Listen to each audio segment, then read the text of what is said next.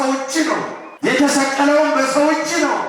እኛ እኮ ምን ደግ ብንሆን፣ ምን ቸር ብንሆን፣ ምን መልካም ብንሆን እንባ ነው የምናፈሰው አይደለም እንዴ? ከዚህ የበለጠ የምንሰጠው ነገር አለ? እነ ገብረ መንፈስ ቅዱስ ዓይናቸውን ነው የሰጡት። ምን ያደርግልኛል አሉ። እንደገናስ የሌላችሁ ሰዎች አጨብጭቡ ውስጥ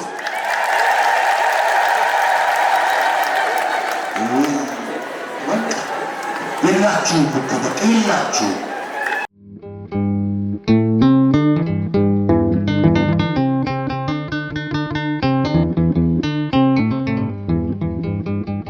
አየንተ እግዚአብሔር ካህናት ላይካነ ምስጢር ዲያቆናት እግዚአብሔርን ብላችሁ በረከቱን ይቅርታውን ቸርነቱን ሽታችሁ ከሩቅም ከቅርብም የመጣችሁ በዚህ ቅዱስ ስፍራ የተሰበሰባችሁ የእግዚአብሔር ቤተሰቦች የእናታችን የእመቤታችን የድንግል ማርያም ወዳጆች በእግዚአብሔር ፍጹም ሰላም እንደምን አደራችሁ? እንደምን አረፈዳችሁ? እንደምን አላችሁ? ምሕረቱና ይቅርታው ቸርነቱ ረድኤቱ በረከቱ ያልተለየን ሳይገባን በቅድስናው ስፍራ የሰበሰበን የሚያስተምረን የሚባርከን የሚመክረን የሁላችን አባት የሁላችን ጌታ ልዑለ ባሕርይ እግዚአብሔር አምላካችን ስለማይነገር ስጦታው ስሙ ለዘላለም ይክበር ይመስገን። አክሊለ ምክህነ ወቀዳሚተ መድኃኒትነ ወመሰረተ ንጽሕነ ኮነ በማርያም ድንግል የመመካችን ዘውድ የድነታችን መጀመሪያ የንጽሕናችን መሠረት በእሷ ምክንያት ሆነ ተብሎ የተነገረላት አምላክን በድንግልና ጸንሳ በድንግልና የወለደች እናታችን እመቤታችን ድንግል ማርያም ጣዕሟን በአንደበታችን ፍቅሯን በልቡናችን ታሳድርብን። እንኳን አደረሳችሁ።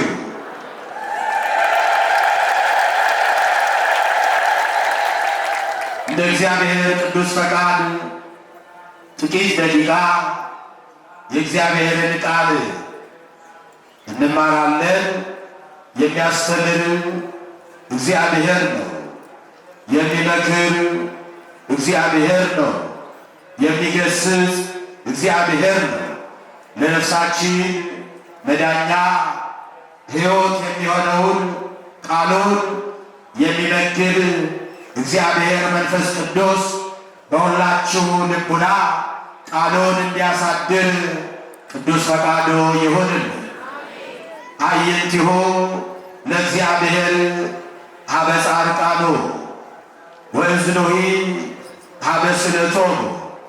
እግዚአብሔርን በምስጋና በዝማሬ በበገና በማመስገን የሚታወቀው የእግዚአብሔር ልብ የእግዚአብሔር ወዳጅ ተብሎ የሚነገርለት በቅድስናው እግዚአብሔር ያመሰገነው ሰው መዝሙረኛው ነቢይ ቅዱስ ዳዊት የእግዚአብሔር ዓይኖች ወደ ቅዱሳኑ ናቸው፣ የእግዚአብሔር ዓይኖች ወደ ጻድቃኑ ናቸው፣ ጆሮቹ ወደ ልመናቸው። ክብር ምስጋና ይግባው። አዎ የእግዚአብሔር ዓይኖች ወዴት ናቸው? እስቲ ንገሩኝላችሁ፣ ወዴት ናቸው? አዎ የእግዚአብሔር ዓይኖች ዘወትር ሁልጊዜ ጠዋትና ማታ ቀንና ሌሊት የሚመለከቱት ቅዱሳኑን ነው። እግዚአብሔርን የሚያመሰግኑት ሕይወታቸው፣ ዘመናቸው፣ ራሳቸው አሳልፈው ለእግዚአብሔር የሰጡትን ትመለከታለች የእግዚአብሔር ዓይን። ነቢየ እግዚአብሔር ቅዱስ ዳዊት የእግዚአብሔርን ቸርነት የቀመሰ ሰው ነው።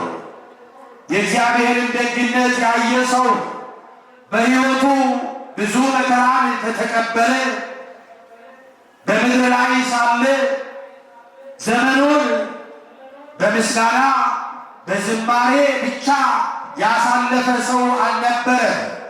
ነገር ግን በዘመኑ መከራንም የተቀበለ ሰው ነው። ይሁን እንጂ እግዚአብሔር ጠአሙ ወታእምሩ ከመ ኄር እግዚአብሔር ጠአሙ። እግዚአብሔር አምላክ የባካችሁ ሰዎች እግዚአብሔር ክፉ እንደሆነ አታስመስሉት። መዓቱ የበዛ እንደሆነ አታስመስሉት።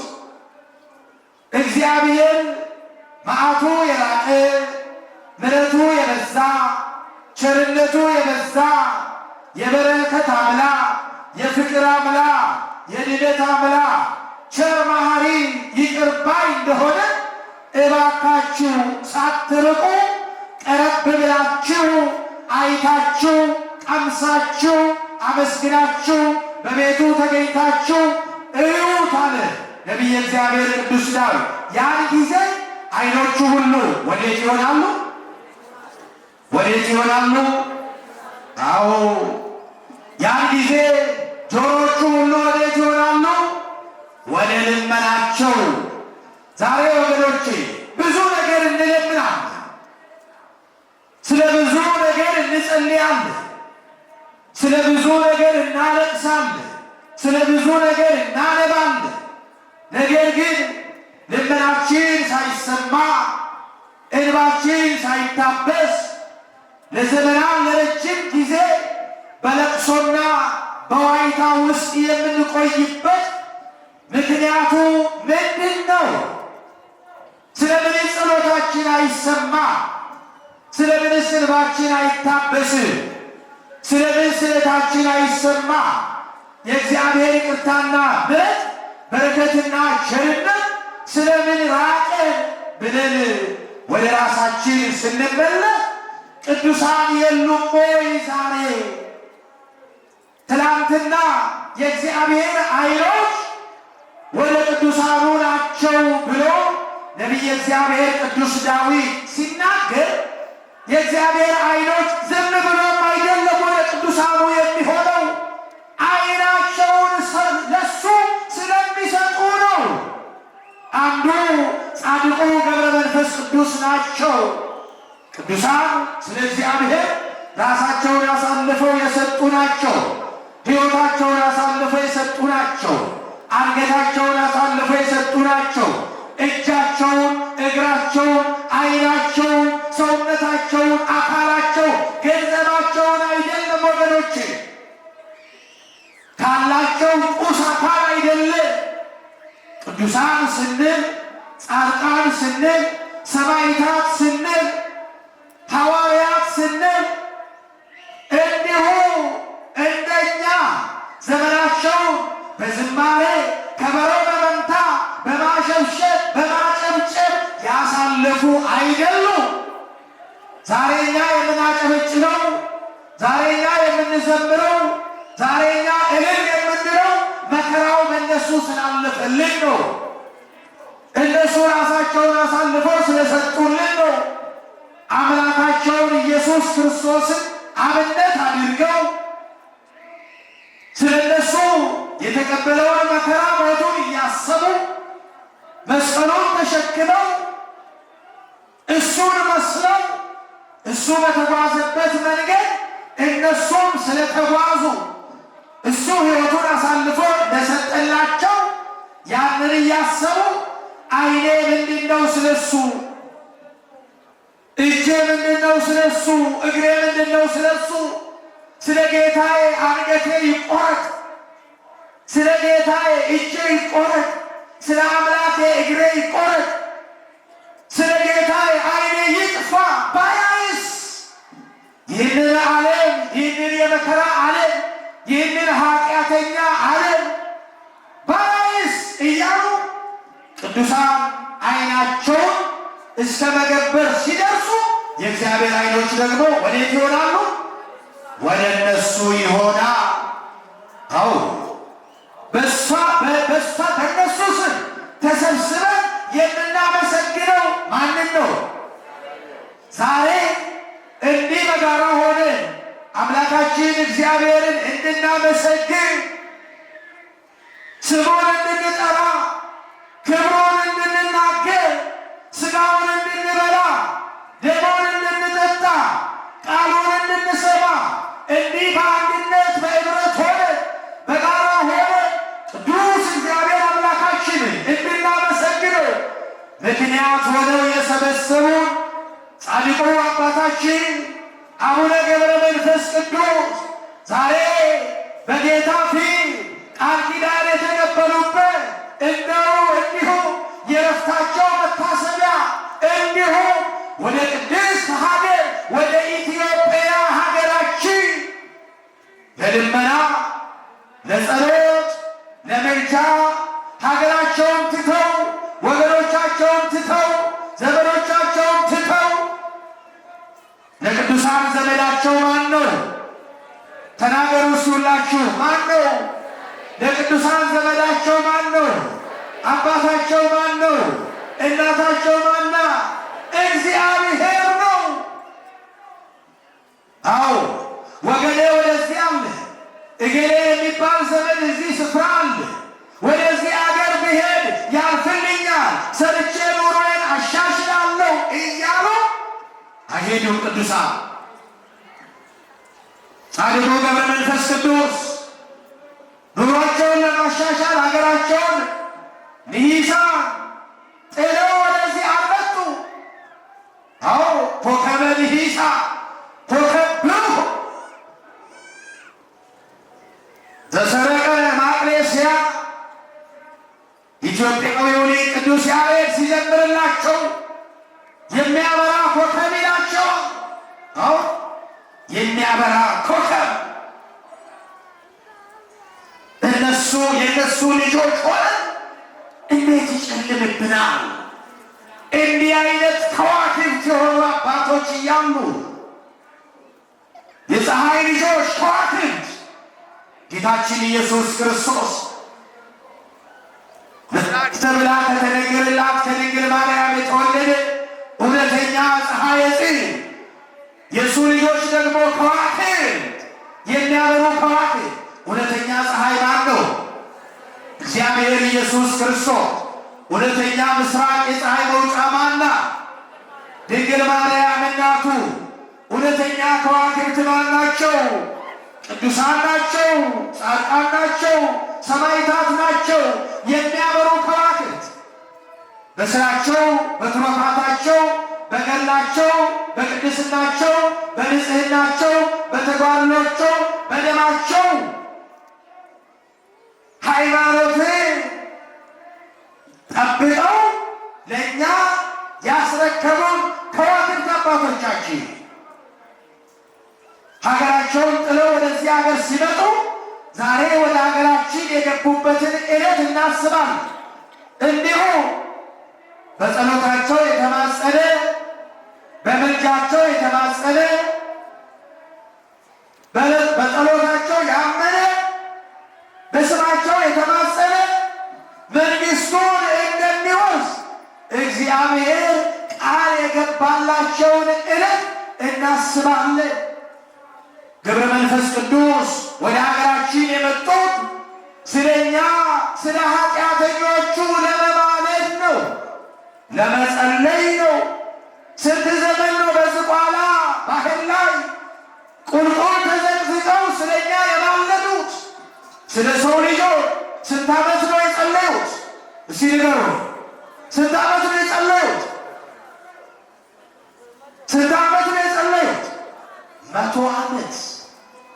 እሳቸው 100 ዓመት ተዘቅዝቀው ሲጸልዩ እኛ 100 ዓመት እንኖራለን እንዴ?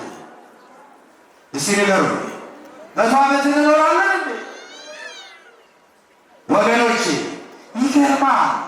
የቅዱሳንን ነገር ስናስብ ይደንቃል። ታሪካቸው ሲነገር እውነት አይመስልም። ታሪክ እውነት ነው፣ ግን ስንነግራችሁ ተረት ይመስላል።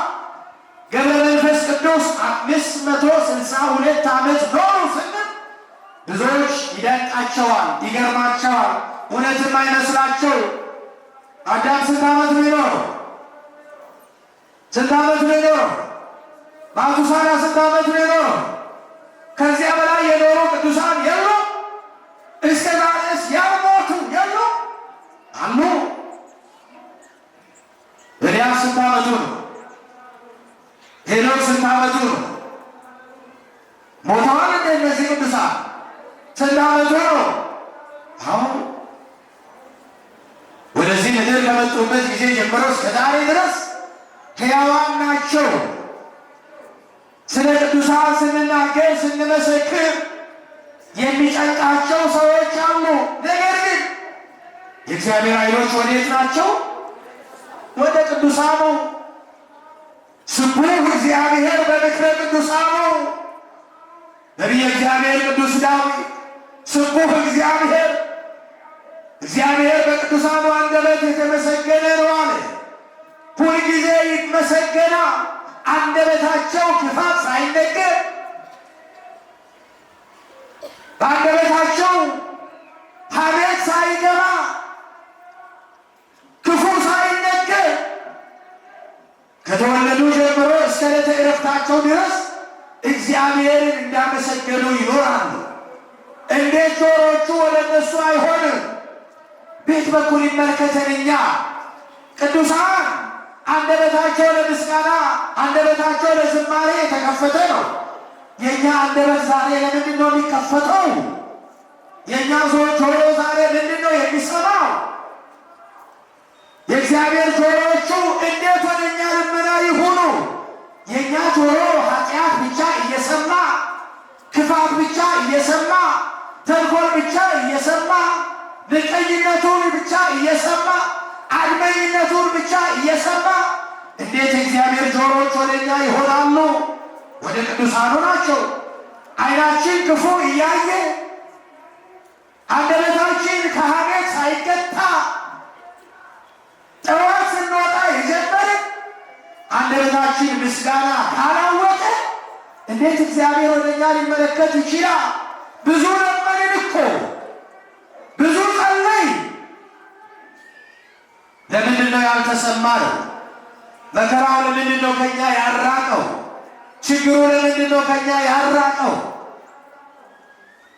መተዛዘኑ ለምንድን ነው ከኛ የራቀው? ፍቅርና ሰላሙ ለምንድን ነው ከኛ የራቀው? ዕለት ዕለት እንጸልያለን፣ እናለቅሳለን፣ እናነባለን። እግዚኦ እያልን አይደለም እንደ በየጊዜው? ለምንድን ነው አንሰማ ያልነው? ቅዱሳን የሉም ዛሬ? የት ሄዱ? ጻድቃን የሉም ዛሬ? የት ሄዱ? የእግዚአብሔር ዓይኖች ወዴት ዞሩ? ጆሮዎቹ ወዴት ሄዱ? በሰማይ ያሉትን ቅዱሳን ብቻ ለመስማት። አዎ እግዚአብሔር አምላክ ያቺን ኃጢአተኛዋን ከተማ፣ በደለኛዋን ከተማ ላለማጥፋት ሲል ጥቂት ጻድቃን በከተማው ባገኝ እምርልሃለሁ ነበር ያለው እኮ አብርሃምን እግዚአብሔር። ስንት ጻድቃን ባገኝ ነው ያለው? ስንት ጻድቃን ነው ያለው? 50 ጻድቃን ባገኝ አለው አብርሃም። አብርሃም የተጠራጠረ ባይገኝ ሳለ ጌታ ሆይ ይቺ ከተማ 50 ጻድቅ ቢጠፋስ 40 ብቻ ቢሆንስ? ጌታችን አይደለ? ይቅር ባይ አይደል? መሐሪ አይደል? ምክንያት ይፈልጋል። ሊምረን፣ ሊታረቀን፣ ሰላም ሊሰጠን ምክንያት ይፈልጋል። 40 ቢኖሩ አላጠፋም አለ እግዚአብሔር። 40 ጻድቅ ጠፋ ከተማው። አብርሃም አሁንም ተጠራጠረ። ጌታ ሆይ እንደው 30 ብቻ ቢሆንስ አለ። እየወረደ ሄደ። ዛሬም እንደዚህ እየሆንን ነው። በከተማው እንዴት ሽማግሌ ይጠፋ? እንዴት የሚማልድ ይጠፋ? እንዴት የሚያስታርቅ ይጠፋ? አንድ የሚያደርግ ሰላም የሚፈጥር አንድነት የሚስብ ህብረት የሚሰር ፍቅርን የሚሰር ሰላም የሚያወል አዎ ስለ ሕዝባቸው እነ ገብረ መንፈስ ቅዱስ ቀና ብለው ሰማይን መመልከት አቅቷቸው ጌታዬ ሆይ እኔ ቀና ብዬ አንተን መመልከት አልችልም፣ ስለዚህ ተዘቅዝቀው ቁልቁል በደላችን ምን ያህል ቢከፋ ነው፣ ኃጢአታችን ምን ያህል ቢበዛ ነው።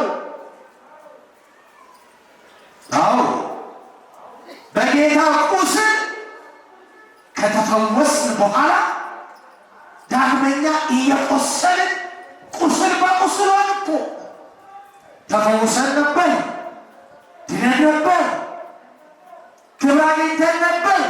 ተመልሰን እንዴት እንዋረዳለን? በክርስቶስ ሰላም አግኝተን በክርስቶስ ከብረን ህብረት አግኝተን አንድነት አግኝተን ፍቅር አግኝተን ሰላም አግኝተን የተራራቅነው ተቀራርበን አንድ ሆነን ዳግመኛ ተመልሰን ስንበታተን ምን ገባብን? ምን ገብቶብን ነው? የአባቶቻችን በረከት ወዴት ርቆን ነው? ትናንት ስለ ወገኖቻቸው ስለ ህዝቦቻቸው የጸለዩት ዓይናቸውን አሳልፈው የሰጡት አዎ እኛ እኮ እንባ ነው የምንሰጠው፣ ዓይን ሰጣለን። እኛ እኮ ምን ደግ ብንሆን ምን ቸር ብንሆን ምን መልካም ብንሆን እንባ ነው የምናፈሰው አይደለም እንዴ? ከዚህ የበለጠ የምንሰጠው ነገር አለ? እነ ገብረ መንፈስ ቅዱስ ዓይናቸውን ነው የሰጡት። ምን ያደርግልኛል አሉ። ምን አይበታለሁ? እግዚአብሔርን የምናየው በዚህ እንዳይመስላችሁ ወገኖቼ፣ እዚህ ላይ በተተከለው አምፖል እንዳይመስላችሁ። እግዚአብሔርን የምናየው በውስጥ ዓይናችን ነው። አዎ የውስጥ ዓይን እግዚአብሔርን ማየት አልቻለ። እዚህ ላይ የተኮለኮለው ዓይን እግዚአብሔርን መመልከት አይችልም።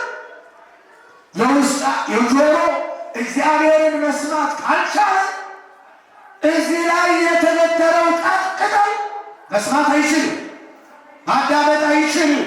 ምን ያደርግላቸዋል? እዚህ ላይ የተተከለው ዓይን እግዚአብሔር እዚህ ላይ ባይኖር እግዚአብሔርን ከማየት ይከለክላቸዋል? አዎ እዚህ ላይ ያለው ዓይን ቢያጡ ማየት የሚቀረው ኃጢአትን ነው፣ በደልን ነው። በዓለም ላይ ያለውን የሚያሸበርቀውን ነገር ነው። እግዚአብሔርን ማየት አይጋርድም። እግዚአብሔር የሚታየው በውስጥ ነው። አዎ እግዚአብሔርን የምናስበው በልባችን ነው። እንኳን እግዚአብሔርን ሰውን እንኳን አንዳንድ ጊዜ አይታችሁት ሳትመለከቱ ስትቀሩ ምነው አይተኸኝ አለፍከኝ የሚላችሁ ሰው አላጋጠማችሁ? አረ በፍጹም አላየሁህም ያላችሁት ሰው የለም? አላየሁህም እንዴ? አይተኸኝ እንዴ? አይተኸኝ አላየሁህም? አዎ ካላስተዋሉ ካልተመለከቱ ማየት አይቻልም።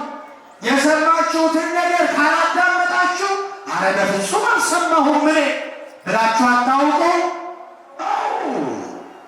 ይህንን መስማት እዚህ ያለው አጠገቤ ያለውን መስማት ያልቻል እንዴት እግዚአብሔር መስማት ይችላል? አጠገቤ ያለውን ወገንህን ማየት ካልቻል፣ ማሰብ ካልቻል፣ መተዛዘን ካልቻል እንዴት እግዚአብሔርን ማየት ይችላል? አይቻልም። ሐዋርያው ቅዱስ ዮሐንስ አጠገቤ ያለውን ወንድምህን ካልወደድክ እንዴት እግዚአብሔርን እወዳለሁ ትላለህ? እስቲ እግዚአብሔርን የምትወዱ እጃችሁን አውጡ። እስቲ እግዚአብሔርን የምትወዱ ሰው ጉድ እኮ ነው። እንደመለሱ መቻልኩ ነው። እግዚአብሔርን የምትወዱ ሰዎች እስቲ እጃችሁን አውጡ። እናም እግዚአብሔርን አመስግኑበት።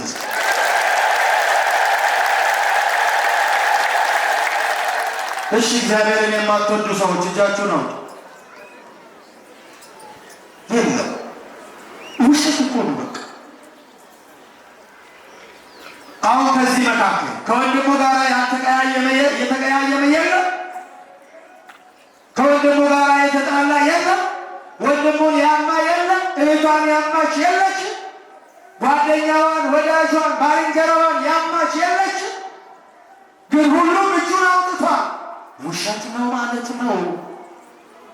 እንመለስ ወደ ልባችን። የነ ገብረ መንፈስ ቅዱስ አምላክ ይታረቀ፣ ይለመነን፣ ጸሎታቸው ይጠብቀ። አሜን በሉ። እግዚአብሔርን አመስግኑላችሁ። ኮከብሮ ገብረ መንፈስ ቅዱስ ዘሰረቀ ማክለስያ ቤተ ክርስቲያን ዘሰምት ኮከብሮ ገብረ መንፈስ ቅዱስ ዘሰረቀ ማክለስያ ቤተ ክርስቲያን ዘሰምት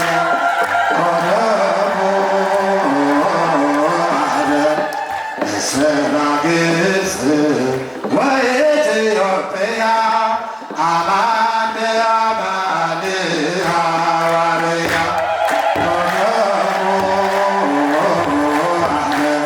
በሰባግጽ ወኢትዮጵያ አማን አማን ሐዋርያ ኮከብሩ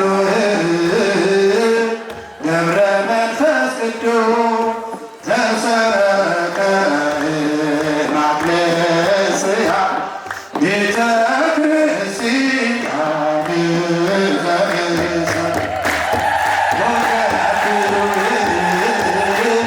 ገብረ መንፈስ ቅዱስ ዘሰረቀ ማክለስያ ቤተ ክርስቲያን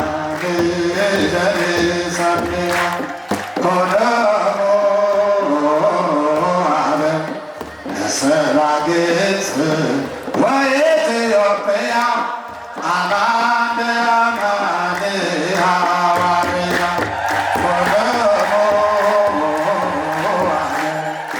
ሰባግጽ ወኢትዮጵያ አማን አማን ሐዋርያ ኮከብሮ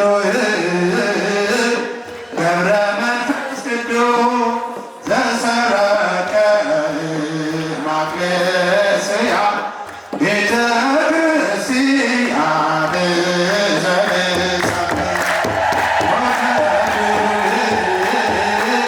ገብረ መንፈስ ቅዱስ ዘሰረቀ ማክለስያ ቤተ ክርስቲያን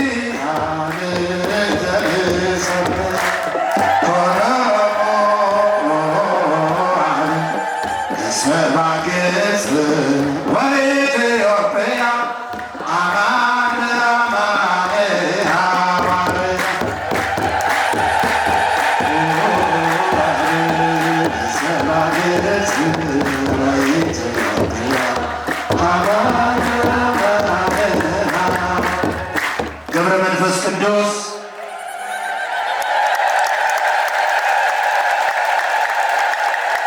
ለግብፅ ምዕመናን ለኢትዮጵያ ሰዎች እውነተኛ ሐዋርያ እውነተኛ አባት ሆናቸው።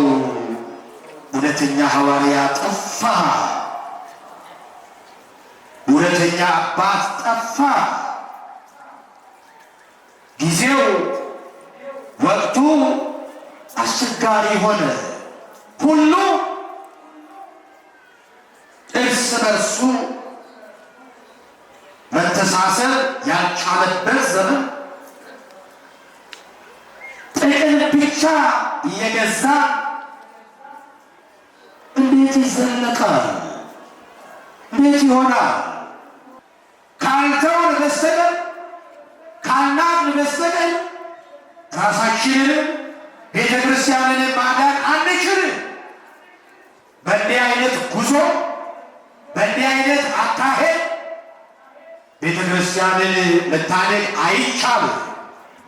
እንደነ ገብረ መንፈስ ቅዱስ ቤተ ክርስቲያንን ለመጠበቅ ኮኖሙ አበ እውነተኛ አባት እውነተኛ መሪ ለመሆን እንደነ ገብረ መንፈስ ቅዱስ ራስን መካድ ያስፈልጋል፣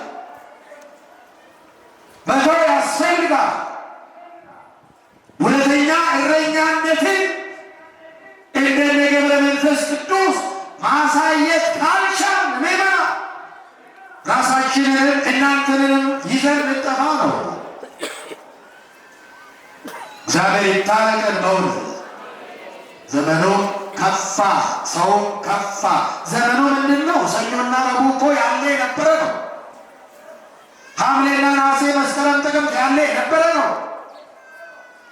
ዘመኑ አልተለወጠም። እየተለወጥን ያስቸገርነው እኛ ነን። ፀሐይ ስራዋን አላቋረጠችም። ትናንት የነበረ መስከረም በየዓመቱ የሚመላለሰው ጥቅምት አልቀረም፣ ይመጣል። እግዚአብሔር ስራውን አላቋረጠም። መስከረምን አላስቀረም፣ ጥቅምትን አላስቀረም፣ ክረምትን አላስቀረብንም፣ በጋውንም አላስቀረብንም። ፀሐይ ስራዋን አላቋረጠችም፣ ጨረቃም እንዲሁ። ቀን ጊዜውን ጠብቆ ይወጣል፣ ጨለማም ጊዜውን ጠብቆ ይጨልማል። ዝናብን በወቅቱ ይዘንባል፣ ፀሐይ በጊዜዋ ትወጣለች። እኛ ግን አስቸጋሪ ሆንን። አሁን እንደ ሰው አስቸጋሪ ፍጥረት በምድር ላይ ምን አለ? እንደ ሰው አስቸጋሪ ክፉ ፍጥረት እንደ ሰው በጎ ፍጥረት የለም በምድር ላይ። ክፉ ሰው ነው፣ ደጉ ሰው ነው። እግዚአብሔርን የወለደ ሰው ነው፣ የገደለም ሰው ነው፣ የሰቀለም ሰው ነው። እግዚአብሔር የተወለደው ከሰው ነው፣ የተገደለውም በሰው እጅ ነው፣ የተሰቀለውም በሰው እጅ ነው። እነ ድንግል ማርያም የሰውን ደግነት፣ የሰውን መልካምነት፣ የሰውን ርኅራኄ፣ የሰውን ቅድስና፣ የሰውን ንጽሕና፣ የሰውን ክቡርነት የምናይባት መስታወት ናት። እነ ገብረ መንፈስ ቅዱስ የሰውን ጥንካሬ፣ የሰውን ተጋድሎ፣ ለአምላኩ ያለውን ፍቅር ሰውነቱን አሳልፎ እስከ መስጠት ድረስ ራሱን መካድ እንደሚችል የምናይባቸው መጽሐፍቶች የምናነባቸው መጽሐፍቶቻችን ናቸው። የምናይባቸው መስታወቶቻችን ናቸው። አይሁድን ስናስብ እነ ይሁዳን ስናስብ ሌባ፣ ሙዳየ ምጽዋት ስር የሚልከሰከስ ሌባ ይሁዳ የእግዚአብሔርን ገንዘብ እንዲጠብቅ የተመደበ ይሁዳ ገንዘብ ስር ሲልከሰከስ አምላኩን የሸጠ። አይሁድን ስናይ የሰውን ክፋት፣ ይሁዳን ስናይ ሰው ምን ያህል ሌባ መሆኑ የሚያስተምረን ሰው እንዲህ ነው። እነ ቅዱስ ጴጥሮስን ስናይ ገብረ መንፈስ ቅዱስ ቁልቁል ተደፍተው ተዘቅዝቀው ጸለዩ ስንል ለምን ይደንቃችኋል? ጴጥሮስ ቁልቁል አይደል የተሰቀለው? አዎ። እነሱን ስናይ ሰው ለአምላኩ ያለውን ክብርና ፍቅር እንዲህ ራሱን እስከ መስጠት ድረስ ጨካኝ መሆኑ እንማርባቸዋለን። ሰው እንዲህ ነው ወገኖቼ። ከየትኛው ወገን ነን እኛ? ወዴት ነው የምንመደበው እኛ? የሰውን ቅድስና፣ የሰውን ክብር፣ የሰውን ንጽሕና፣ የሰውን መልካምነት፣ የሰውን ደግነት ከሚያስተምሩት ወገን ነን ወይስ ሌቦች እንደ ይሁዳ? ወይስ ቀማኞች፣ አድመኞች፣ ተንኮለኞች ግድባችን ከየትኛው ነው? አዎ እንጸልይ። ምዕመናን ስለ ራሳችሁ፣ ስለ ሀገራችሁ፣ ስለ ቤተ ክርስቲያናችሁ፣ ስለ እኛም ጸልዩ። እሺ እሺ በሉ። የላችሁም?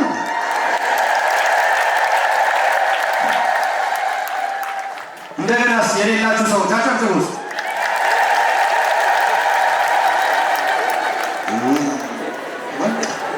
የላችሁ በቃ የላችሁ።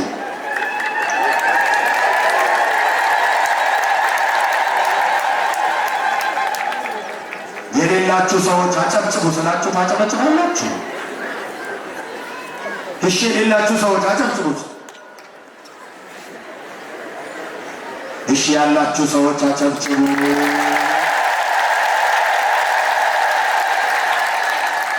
እንዲሁ እንዳጨበጨብን እኮ ቀረን እኮ እንዲሁ እንዳጨበጨብን። አረ እግዚኦ እንበል፣ እግዚኦ እንበል። እሱ ይሻለናል። እስቲ ብድግ ብድግ በሉ።